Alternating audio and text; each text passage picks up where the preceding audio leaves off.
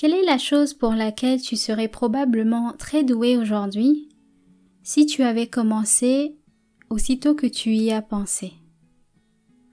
Quelle est la chose que tu aurais probablement déjà réussi à faire si tu avais commencé au moment où l'idée t'est venue? Bonjour, je m'appelle Kimberly et je te souhaite une très bonne écoute pour ce 7e épisode du podcast Oser créer. Aujourd'hui, je veux parler de l'effet cumulé, c'est-à-dire comment de petits événements mis bout à bout peuvent aboutir à de grands résultats. Jim Rohn disait un jour que le succès et l'échec ne sont pas des événements spectaculaires qui surviennent dans notre vie sans qu'on puisse s'y attendre.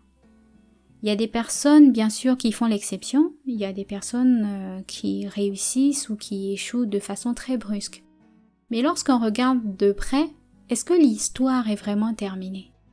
Souvent, lorsqu'on parle de succès, on voit tout de suite les grands modèles, on voit les grandes réussites, les personnes très connues, qui fait que parfois le succès, on l'associe à une très grande ambition, on l'associe forcément à l'argent, on l'associe à la popularité, à bien d'autres choses.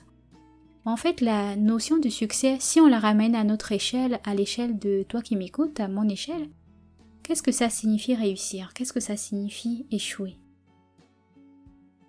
C'est une définition qui est personnelle. Ça dépend de ce que tu attends de la vie, ça dépend de tes ambitions, ça dépend de tes rêves, tes projets, ça dépend de tes valeurs. Le succès et l'échec ont des définitions personnelles. Il ne faudrait pas se calquer sur les modèles qu'on voit à la télé ou qu'on voit dans les médias. Parfois, il faut prendre le temps de définir à quoi correspond le succès pour soi-même. Si je devais parler de succès, je me dis, est-ce qu'il y a un seul succès? Ou est-ce qu'il y a plusieurs succès? Si je réussis, est-ce que c'est global? Est-ce que ça vaut le coup est-ce que ça vaut pour tous les domaines de ma vie? Parfois non, je pense que non. On peut très bien réussir dans un domaine et avoir complètement échoué sur la vision d'ensemble. Si, par exemple, j'accorde beaucoup de valeur à un domaine en particulier de ma vie et que j'excelle dans un tout autre domaine qui n'a rien à voir, est-ce que je peux considérer que j'ai réussi? Bref, aujourd'hui ce n'est pas vraiment pour philosopher, j'aimerais surtout parler du fait que les échecs et la réussite ne reviennent pas de façon spectaculaire, mais au contraire, la personne que nous sommes aujourd'hui est le résultat de toutes les décisions que nous avons prises, le résultat de toutes les actions que nous avons faites jusque-là. De la même façon, la personne que nous serons demain est le résultat des décisions que nous allons prendre à partir de maintenant et des actions que nous allons faire. Dans nos mentalités francophones, la notion de succès, j'ai l'impression que parfois ça sonne un peu tabou. C'est un peu comme s'il fallait se gêner d'avoir un peu d'ambition, ou il fallait se gêner d'avoir envie de réaliser quelque chose de grand, pour ne pas attirer la convoitise, pour ne pas attirer le mauvais œil. On est un peu superstitieux dans le fond. Pour la suite de l'épisode, j'aimerais que tu considères le succès comme le fait de réussir quelque chose que tu entreprends ou quelque chose dont tu rêves. Ça peut donc être entretenir son jardin, refaire la peinture de sa maison, apprendre à faire du tricot, peu importe. Imagine quelque chose que tu as envie de faire ou quelque chose pour lequel tu es en train de travailler. Donc chaque fois que tu vas m'entendre parler de succès, dis-toi que c'est le fait de réussir cette chose que tu es en train de faire. Ou alors, lorsque tu m'entendras parler d'échec, dis-toi que c'est le fait de ne pas aboutir au résultat que tu espérais ou du résultat que tu espères. J'avais créé un document pour l'épisode 2 où je parlais d'avoir une vision pour sa vie. Je te recommande d'aller le télécharger dans les notes de l'épisode parce que c'est un document qui va t'aider à visualiser ce que tu attends de cette année, ce que tu attends pour les prochains mois, les prochaines années. Et je pense que c'est un bon départ pour savoir si on réussit ou pas dans ce qu'on a envie de faire.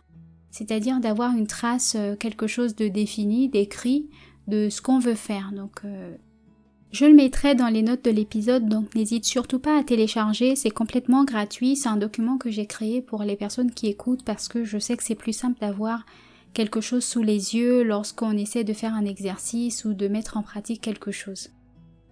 En ce moment sur Netflix, je regarde la série La Reine du Sud qui parle d'une fille qui est à la tête des cartels et de l'empire de la drogue à Dallas. Et en fait, toute la série montre comment elle a fait pour arriver là.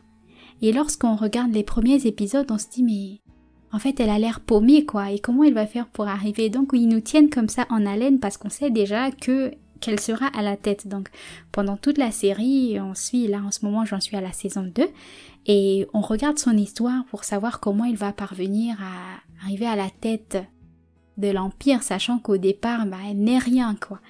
Donc c'est un petit exemple qui montre que c'est vrai que les choses n'arrivent pas toujours comme on le souhaite, ou parfois ce qu'on a comme résultat lorsqu'on s'implique dès le début, ça dépasse complètement nos attentes.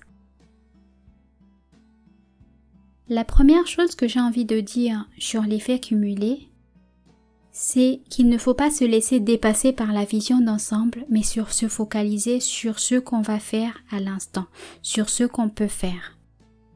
Cela revient à adopter une attitude d'évolution plutôt qu'une attitude dans laquelle on va s'accabler pour toutes les choses qu'on ne sait pas encore faire.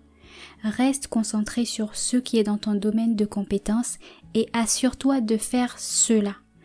Comme dirait un accord Toltec, fais toujours de ton mieux. Au moins tu sais que tu vas rien te reprocher et tu avances. C'est pas comme si tu restais assis en attendant que tout soit possible en faisant des études de statistiques ou de je ne sais pas quoi.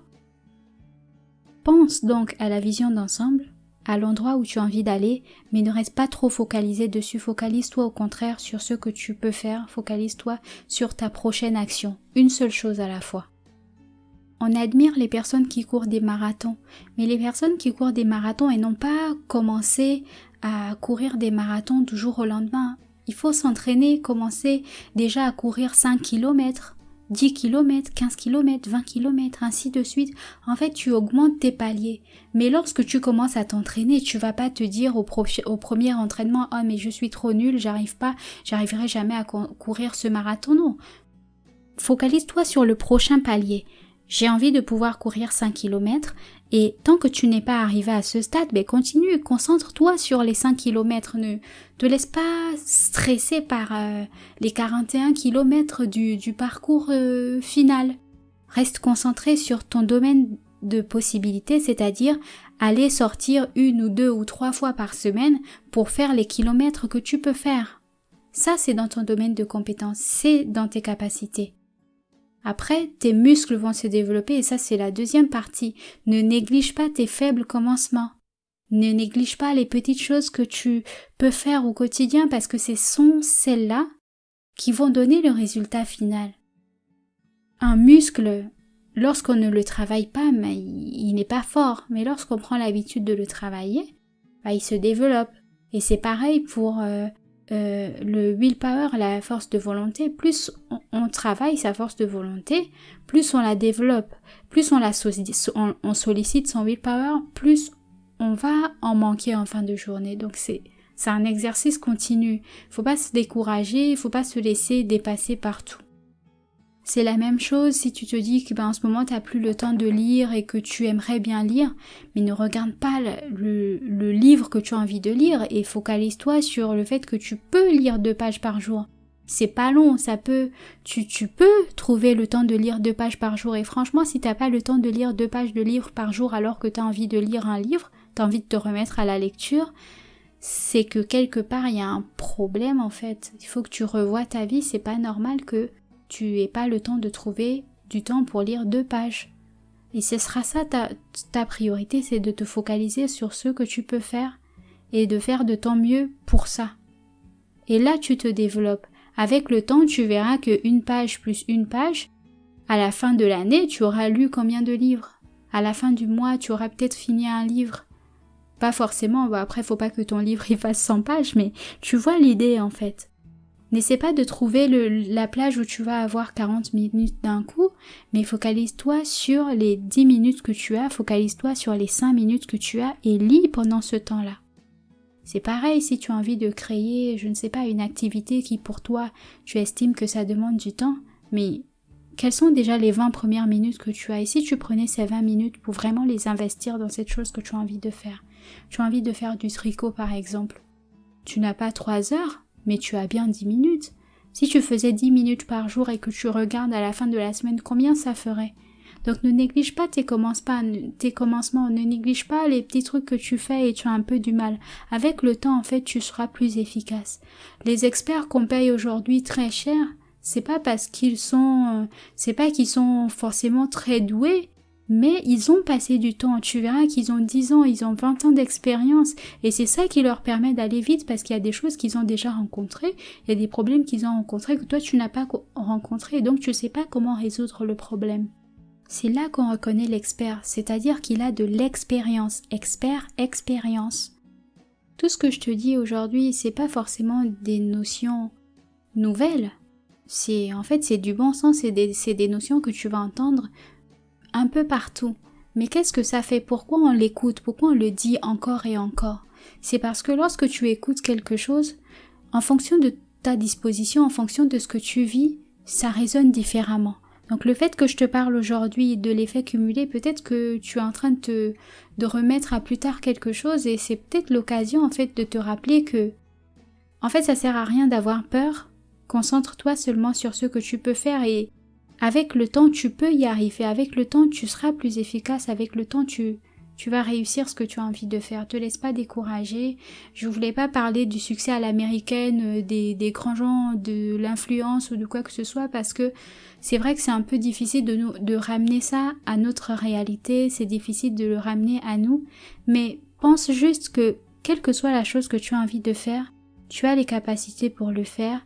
Tu as tout ce qu'il faut pour le faire, tout ce qu'il faut c'est t'armer de patience, tout ce qu'il faut c'est être persévérant.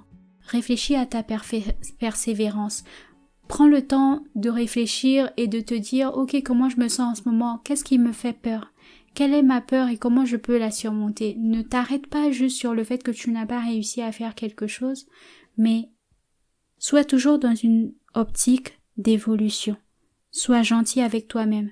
Parle-toi comme si tu parlais avec ton enfant, parle-toi comme si tu parlais à une personne que tu as envie d'aider, une personne pour laquelle tu as beaucoup de compassion. On s'oublie, on est dur avec nous, mais c'est pas la bonne méthode. Sois gentil avec toi-même et essaie de t'accompagner vers ta réussite à toi. Essaie de t'accompagner vers ton succès. Essaie de te conseiller tous les jours en te disant écoute, ces choses que tu as envie de faire, je sais qu'en ce moment ça te paraît inaccessible, mais si tu te concentres sur une chose à la fois, tu vas y arriver. Si tu connais quelqu'un qui aurait besoin de cet épisode de podcast, envoie-lui. De même, tu peux transférer le document que j'ai mis dans les notes de l'épisode pour le guide de visualisation. C'est complètement gratuit, il y a juste à s'inscrire et puis la personne le reçoit par mail. Donc tu peux directement lui envoyer le lien d'inscription et tout se passe bien. Si le podcast te plaît, pour ne pas rater les prochains épisodes, abonne-toi. Il y a juste un bouton à faire, je crois. Je sais pas sur quelle plateforme tu regardes, mais abonne-toi. Et si tu écoutes sur Apple Podcast, laisse-moi un commentaire pour dire « Hello Kim, j'écoute ton podcast et c'est trop cool » et tu mets 5 étoiles et je serai contente et la terre entière sera contente. Voilà, je te dis merci et je te dis à la prochaine.